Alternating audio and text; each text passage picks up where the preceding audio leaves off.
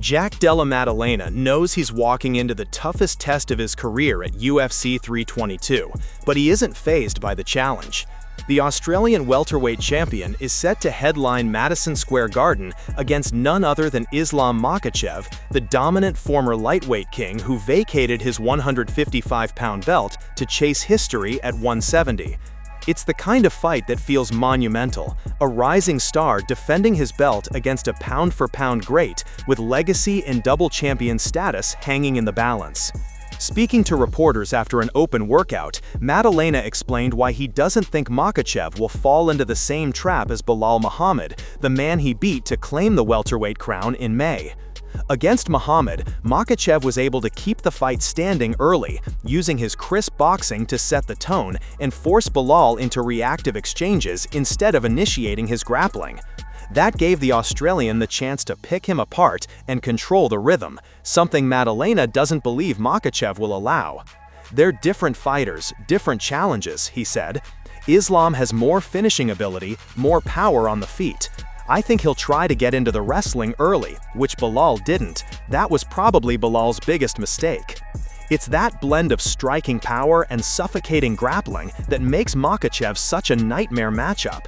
The Dagestani champion had already defended his lightweight belt 4 times before announcing the move up to welterweight, and he's been vocal about wanting to cement his name alongside the all-time greats. If he gets past Matadilena, he'll join the rare club of multi-division UFC champions and become the first fighter since BJ Penn to hold both the lightweight and welterweight titles. For Makhachev, it's a chance to add another historic chapter to his career, and for Matadilena, it's an opportunity to show that the welterweight belt belongs to him for good. Matadilena isn't blind to the danger. He acknowledged that while he may have the edge in clean, technical boxing, Makhachev thrives in chaos, chaining takedowns together and punishing opponents the moment they slip. He fully expects the first round to feature hard grappling exchanges and tests of his takedown defense, but he remains confident that his style can hold up. "It's going to start on the feet and we'll go from there," he said, making it clear that he plans to dictate terms early rather than wait for Makhachev to drag him into deep waters. Meanwhile, Makhachev's camp has openly admitted they see Matadilena as a dangerous challenge, praising his striking and improved defensive wrestling. Still, Islam is betting that over 5 rounds, his pressure and relentless grappling will break down the Australian.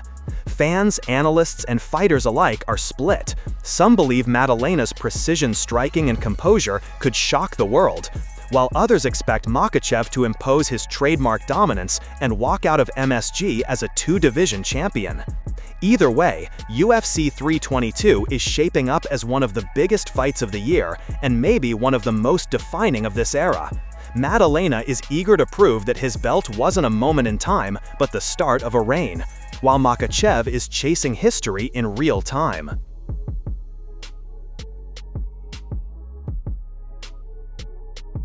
Alexander Volkanovski's 2025 run may have ended back in April, but the story of his featherweight reign is far from finished.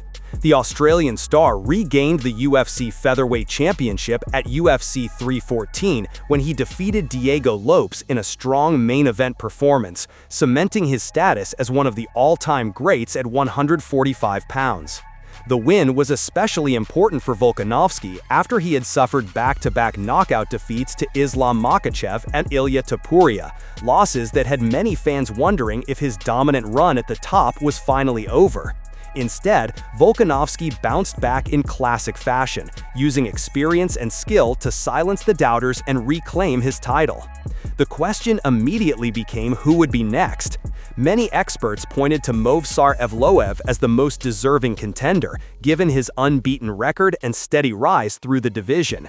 At the same time, Yair Rodriguez was gaining momentum as a possible option before Noche UFC was shifted to San Antonio, which derailed those plans. Then, UFC 319 changed everything. Lerone Murphy, already known as a slick striker, delivered one of the most devastating finishes of the year when he knocked Aaron Pico out with a spinning back elbow. The highlight sent shockwaves through the division and forced Volkanovski himself to take notice. He publicly praised Murphy's performance and admitted he was interested in a defense against the undefeated Brit, who has been tearing through opponents at a rapid pace.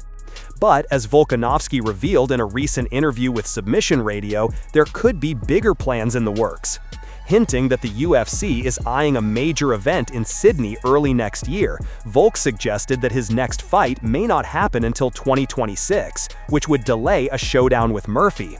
"It's hard. I thought that's what it was going to be, but there might be a spanner in the works. February in Sydney? Is it February?" he said, leaving fans to wonder who the UFC might be saving him for on home turf. Murphy, for his part, has been quick to respond. On X, he noted that Volkanovski didn't shut the door on fighting him, and he promised to stay ready for whenever the call comes. At the same time, he's shown some frustration, deleting a couple of fiery posts where he claimed that he's too dangerous for the UFC to risk against their champion. "The spanner isn't me. I will fight him tomorrow. I understand. I am a very risky last fight. They will avoid me like the plague now because they know I have realized my potential," Murphy wrote. With an unblemished 17-0-1 record and a resume that already includes victories over Pico, Josh Emmett, Dan I, and Edson Barboza, Murphy has a legitimate case that he's the man to beat. Still, Volkanovski's situation is unique. At 35, with multiple title reigns and a legacy already secured, the UFC may look for the biggest possible showcase fights for him. A Sydney headliner could mean Evloev finally gets his chance, or perhaps the UFC turns to a high-profile rematch with someone like Topuria depending on scheduling. Even names outside the current top contenders could get a call if the UFC sees an opportunity to deliver a marquee main event. For now, the featherweight division is left waiting, with Murphy in particular eager to capitalize on his momentum. Volkanovski has made it clear he's not slowing down, but if his next fight really does get pushed to 2026, the question becomes whether the UFC protects the belt for a Sydney super fight or lets another contender take a shot in the meantime. Either way, the title picture at 145 is heating up again.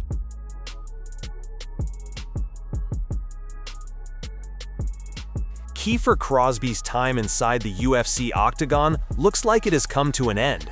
But if his latest message is anything to go by, the Dublin-born fighter isn't quite done trading punches for a living. At 35 years old, Crosbie has officially asked for his release from the promotion, signaling the end of his mixed martial arts career after a short and frustrating stint in the UFC. The news comes just weeks after his most recent setback in Shanghai, where he was stopped in the first round by Tayyalake Nurajayi. That fight was a bitter pill for him to swallow. Not only did it mark his third straight first-round loss inside the octagon, but Crosbie was furious afterward, blasting referee Mark Goddard for not giving him enough time to recover following what he believed was an illegal knee. Despite the sting of those defeats, Crosbie's statement on Instagram struck a respectful tone. He thanked the UFC for fulfilling a dream he had carried since childhood, describing the chance to fight for the company as something he had envisioned for years. But along with that gratitude came acceptance, the acknowledgement that MMA has taken a heavy toll on his body, and that continuing down this road wasn't the best move at this stage of his life. "I would respectfully like to ask for a release," he wrote. "Just being real and think it's the right call to move on from MMA and go down other roads while I'm still in my prime. Thanks to everyone for the support." The Irishman also made it clear that this is not a farewell to combat sports entirely. In a video attached to his post, Crosbie hinted at new opportunities on the horizon and promised that his fighting spirit was still very much alive. "There are plenty of other opportunities out there that I would love to explore, and plenty of fools I'd still love to humble. We ain't done. We're never done. I'll fight forever." The line feels like a clear signal that Crosbie is considering a switch to boxing or bare-knuckle fighting, both sports that have attracted a steady stream of MMA veterans in recent years. Given the damage MMA training and grappling put on his body, the pivot makes sense, and his striking-heavy style could translate well in a different rule set. If this is truly the end of Crosbie's MMA journey, he leaves behind a professional record of 10-6, which includes stints with both Bellator and the UFC. He fought 7 times for Bellator before joining the UFC roster, debuting on the same night that Sean Strickland stunned Israel Adesanya to capture the middleweight crown.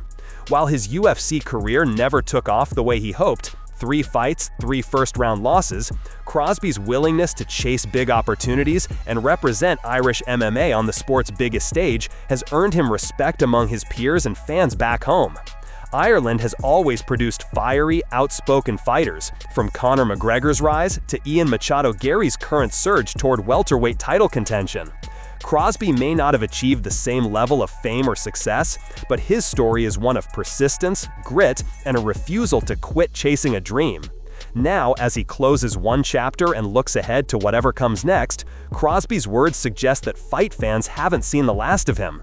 Whether it's in a boxing ring, a bare-knuckle pit, or some other arena, BDK seems determined to prove that he's still got plenty of fight left to give.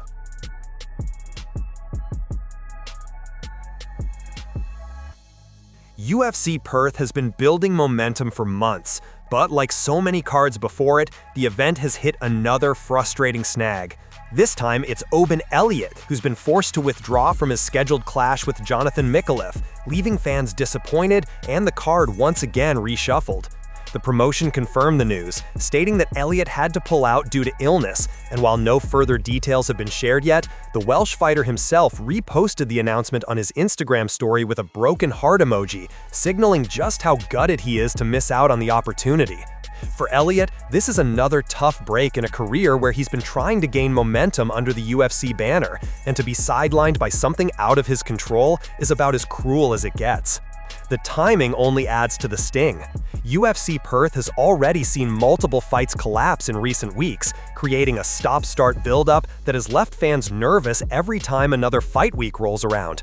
The card still has a strong centerpiece in Carlos Ulberg versus Dominic Reyes, an electric light heavyweight main event that promises fireworks, but the undercard has taken some damage with all the adjustments.